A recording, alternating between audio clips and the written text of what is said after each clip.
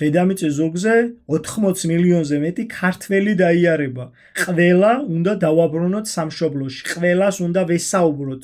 შენ ხარ ქართველი. შენ უნდა იყო ჭეშმარიტების და სიმართლის მხარეს. ერთად აღმოვაჩინოთ სიმართლე. სიცრუე არ არის სასარგებლო. პირიქით მწარეწამალი კურნავს. ტკბილი არის შაქარი, რომელიც დიაბეტს დაგმართებთ. ძალიან მარტივი რამეა. მე ყოველთვის ვცდილობ, რომ ვისაუბრო სიმართლე. რაც არ უნდა მწარე იყოს ეს სიმართლე, მე მაინც ვსაუბრობ ამ ყველაფერს. რატო? იმიტომ რომ მე ვარ მართლმადიდებელი ქრისტიანი. სიმართლის, სამართლიანობის, ჭეშმარიტების მადიდებელი და ამ ყველაფრისთვის მებრძოლი. ქრისტე რას გვეუბნება? ტყუილი ლაპარაკეთო? არა, ყველანაირ ფასად ისაუბრეთო სიმართლე. შემდეგ სიმართლისთვის თუ დევნა მოგიწევთო, მე გაცხონებთო. აი ასეა პირდაპირ. არ უნდა ისაუბრო ადამიანმა ბოროტი და მატყუარა სიტყვებით. მე ბევრი რამე ვიცი. უბრალოდ ჯერჯერობით ამ ყველაფერს არ ვიძახი. რატო? იმიტომ რომ ამის დრო არ მოსულა. ჩვენ ქართველებს არავინ არ გძულს. არავისთვის არ გვითქვამს რომ შენ გვარი გადაიკეთე, გაქართველდი. არა, ღმერთმა დაგვიფაროს. ჩვენ ესა თუ ის ადამიანი ისეთი გვიყვარს, როგორიც გააჩინა უფალმა ის. ანუ გააჩინა სომეხად. გვიყვარს როგორც სომეხი. თუ ის ჭეშმარიტებას ემსახურება. გააჩინა ბერძენად. გვიყვარს.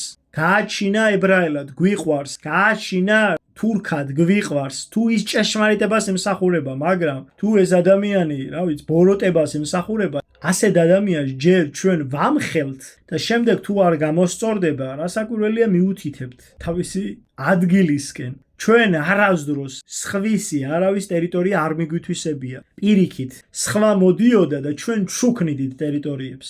ჩვენ სხვისი არაფერი არ გვჭირდება. ჩვენიც საკმარისად გვაქვს. რას ემსახურება ეს გვერდი? ეს გვერდი ემსახურება იმას, რომ ყველა ქართველი დავაბრუნოთ საქართველოში. არა აქვს არსებითი მნიშვნელობა ესა თუ ის ქართველი რა რელიგიისაა დღეს.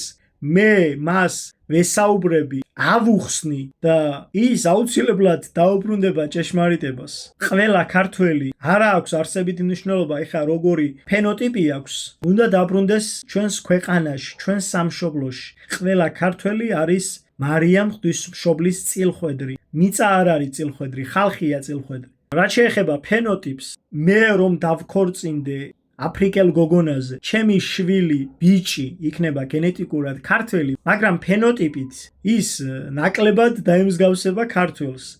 აი ასეა, ქართველები, როცა ტყვედ გაგვყიდეს სტამბულის ბაზრიდან თუ სხვა ბაზრებიდან და როცა არაბულ, როცა ინდურ, როცა აფრიკულ ქვეყნებში ჩავედით, ეს ტყვედ გაყიდული ქართველები, შემდგომში მოხდა მათი ასიმილირება. ასიმილირება რას ქვია? ისინი დაქორწინდნენ იქაურ გოგონებზე. იქაური გოგონა შეიძლება ყოფილიყო შავგვრემანი, შავკანიანი, ყვითელყანიანი. შესაბამისად, დროთა განმავლობაში ერთი თაობა, ორი თაობა, სამი თაობა რო დაქორწინდა არაქართული ფენოტიპის მატარებელ გოგონებზე, მათი ფენოტიპი შეიცვალა რადიკალურად, მაგრამ გენეტიკური კოდი არ შეცვლილა. ჟიდა ელი არ იცვლება. რაც მაქვს მე, ის გქონდა ჩემს შორეულ წინაპარსაც და ის ექნება ჩემს შორეულ შთამომავალსაც. გვარი იცვლება, ეროვნება იცვლება, აზროვნებაც კი იცვლება, გენეტიკური კოდი არ იცვლება. ძალიან მარტივია.